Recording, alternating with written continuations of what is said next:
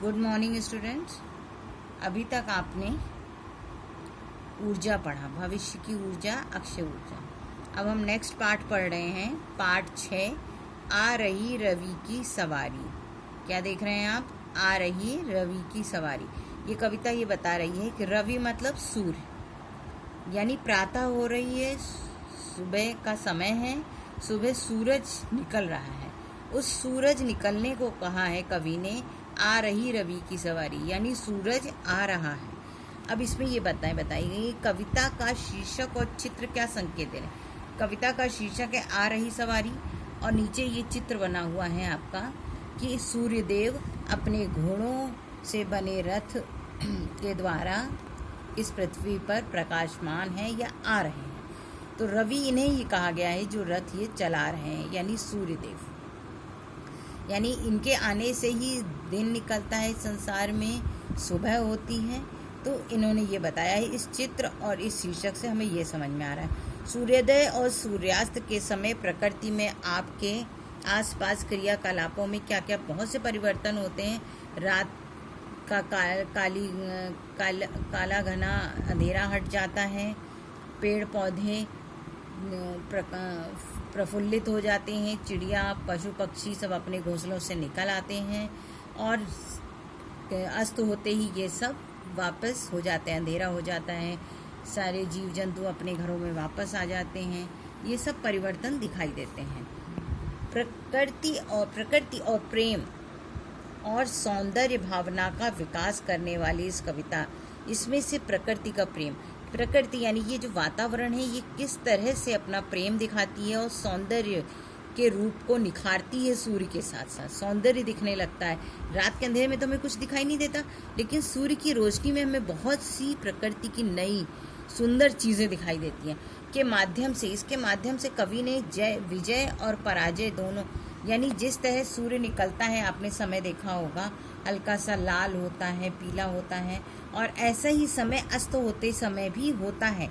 तो इस कवि में इस कविता के माध्यम से हमें यही बताने का प्रयास किया है कि जय या पराजय, यानी हमारे जीवन की खुशी या दुख या जीत या हार, दोनों के समय हमें एक सा रहना चाहिए। जैसे सूर्य निकलते समय भी एक सा होता है और अस्त होते समय भी एक सा ही रहता है, उसमें अंतर नहीं होता।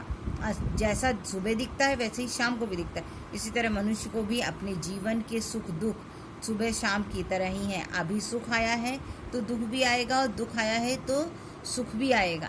इसी तरह मनुष्य को दोनों में एक समान ही रहना चाहिए, इस कविता के माध्यम से बताया गया है।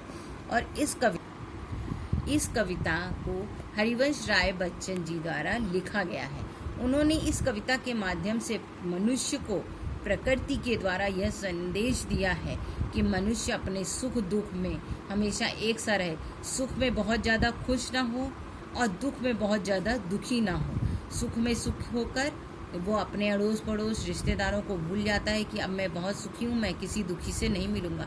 लेकिन एक दिन जब वो खुद दुखी हो जाता है तो वो सारे लोगों से सांत्वना पाना चाहता है, उनसे अपने दुख कहना चाहता है। तो इसीलिए जब मनुष्य एक सा रहेगा तो सभी मनुष्य उसके साथ भी हर समय एक से रहेंगे और आप अपने व्यवहार में परिवर्तन लाएंगे तो लोग भी आपसे व्यवहार में परिवर्तित हो जाएंगे। सुख के समय तो आपके पास सब आ जाएंगे, दुख के समय आपके पास कोई नहीं आएगा। इसलिए दोनों में एक सा रहना चाहिए। अगर आपके पास सुख है तब भी आप लोगों से मिलिए, लोगों से बात करिए, लोगों के पास जाइए, अपनी सुख को साथ में बांटिए। अगर दुख है तो भी आप समान ही रहिए, एकदम दूसरों पे बोझ मत करिए या दूसरों को कष्ट मत दीजिए कि तुम्हारी वजह से हमें ये दुख आया, ठीक है ना। अब इस कविता को अब हम पढ़ना शुरू करते हैं। आ रही रवि की सवारी, नव किरण का रथ सजा है, कली कुसुम से पथ सजा है, बादलों से अनुचरों ने स्वर्ण की पोशाक धारी, आ रही रवि की सवारी, विहगबंदी और चारण गा रहे हैं कीर्ति गायन, छोड़कर मैदान भागी तारकों की फौज सारी, आ रही चाहता उछलूं विजय कह, पर ठिठकता देख कर यह, रात का राजा खड़ा है राह में बनकर भिखारी, आ रही रवि की सवारी। ठीक है। हरिवंश राय बच्चन जी ने कितने अच्छी तरह से ये बताया है इस कविता में कि जब सूर्य आता है तो कैसे ये वातावरण, प्रकृति उसका स्वागत करती है, कैसे लोग उससे कुछ डर जाते हैं और कैसे और लोग खुशी मनाते हैं। ठीक है, अब देखिए इसका अर्थ। आ रही रवि की सवारी, आ रही है रवि मतलब सूर्य की सवारी आ रही है, अर्थात रात के बाद दिन हो रहा है और दिन में सूर्य निकल रहा है। नव किरण का रथ सजा है, नव किरण मतलब नई रोशनी, नई किरणों से सूर्य का रथ सजा हुआ है। नव किरण से रथ सजा है, नव किरणों से रथ सजा हुआ है। जैसे रथ को नए फूलों से सजाते हैं उसी तरह से नई किरणों से रथ सजा है। कली कुसुम से पथ सजा है, कलियों और फूलों, कली माने कली और फूल, कुसुम माने फूल, से पथ माने रास्ता सजा है। जिस रास्ते से वो आ रहे हैं, यानी सुबह होते ही आपने देखा है कलियां फूल बन जाती हैं, उन फूलों से सूर्य की प्रकाश बढ़ता चला जाता है। सूर्य की किरणों से ये सब रास्ता सजा हुआ है। बादलों से अनुचरों ने, ये जो बादल हैं इनमें अनुचर यानी उनके जो नौकर हैं, उनके जो सेवक हैं, स्वर्ण की पोशाकधारी, उन्होंने सोने की पोशाक माने कपड़े पहने हुए, धारण किए हुए। यानी स्वर्ण, सोना कैसा होता है? पीले रंग का। सूर्य भी किस तरह का है? पीले रंग का। तो सूर्य के पीले होने की तुलना सोने से की गई है। सोना मतलब स्वर्ण, सोने के समान उन्होंने पीले रंग के वस्त्र पहने हुए हैं। आ रही ऐसी रवि की सवारी आ रही है कि बादलों से अनुचरों ने, बादलों से अनुचरों ने, उनके काम करने वाले सेवकों ने सोने के समान पीले रंग के वस्त्र को धारण किया है, पहना हुआ है। अब देखिए आगे फिर, विहग बंदी और अचारण। विहग माने पशु पक्षी, बंदी आपके वो हो गए जो वंदना करते हैं, सूर्य की प्रार्थना करते हैं, उनकी पूजा करते हैं। चारण जो उनके बारे में उनके गीत गाते हैं, जैसे पहले राजा महाराजाओं क्या उनके यहाँ उनके प्रशंसक उनके गीत गाते थे, उनको भाट, वीरों की प्रशंसा करने वाले भाट कहा जाता था। इसी तरह सूर्य की प्रशंसा, उस सूर्य के गीतों को गाने वाले गा रहे हैं कीर्ति गायन, सूर्य की कीर्ति यानी उनकी प्रसिद्धि का गायन गा रहे हैं। कौन कौन? पशु पक्षी, उनकी वंदना करने वाले और उनके वीरों की, उनकी वीरता की प्रशंसा करने वाले, ये सब मिलकर सूर्य के कीर्ति का, प्रशंसक, विख्यात, प्रसिद्धि का गायन गा रहे हैं। जो सुबह पशु पक्षी आवाज़ करते हैं ना, कलरव, उनके लिए कहा गया। छोड़कर मैदान भागा, लेकिन एक चीज़ है, जैसे ही सूर्य निकलता है तो कुछ लोग भाग भी जाते हैं। कौन कौन भाग जाते हैं? तारकों की फौज जारी, ये जो आसमान में तारे, चंद्रमा, ये सब रहते हैं, इनकी इतनी फौज होती है, तारों से भरा हुआ रात में आकाश रहता है, इनकी पूरी फौज सूर्य के आने से पहले ही भाग जाती है। ठीक है, आ रही रवि की सवारी, जब रवि की सवारी आनी शुरू होती है तो ये सारे लोग मैदान छोड़कर भाग जाते हैं, आसमान साफ हो जाता है।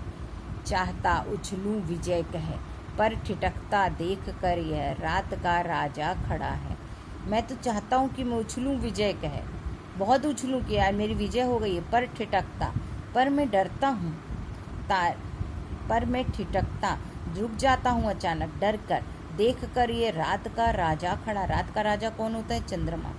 चंद्रमा खड़ा हुआ है, यानी जब सूर्य निकलता है तो आपने देखा होगा चंद्रमा कहीं जाता नहीं है, वहीं रहता है एक कोने में, राह में बनकर भिखारी। सूर्य उसके सामने से चला जाता है, वो भिखारी के समान खड़ा रहता है, जिसका कोई अस्तित्व नहीं है, क्योंकि जब सूर्य निकलता है तो चंद्रमा को कोई पूछता नहीं है। वो एक साधारण सा आदमी भिखारी बनकर खड़ा रहता है, जिसकी कोई चमक नहीं है, कोई पहचान नहीं है सूर्य के आगे। लेकिन जब सूर्य चला जाता है तभी उसकी पहचान है।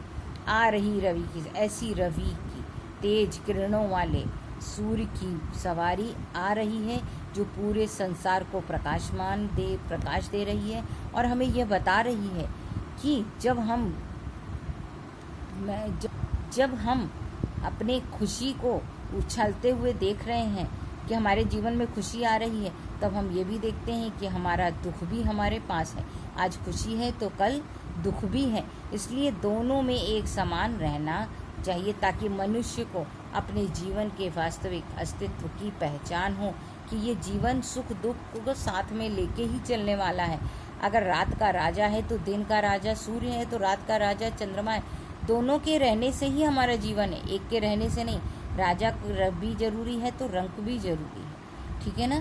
तो ये बताया है। अब आपको इसके शब्दार्थ लिखने हैं कॉपी में, और कठिन शब्द, ये 2 काम आपको करना है, ठीक है।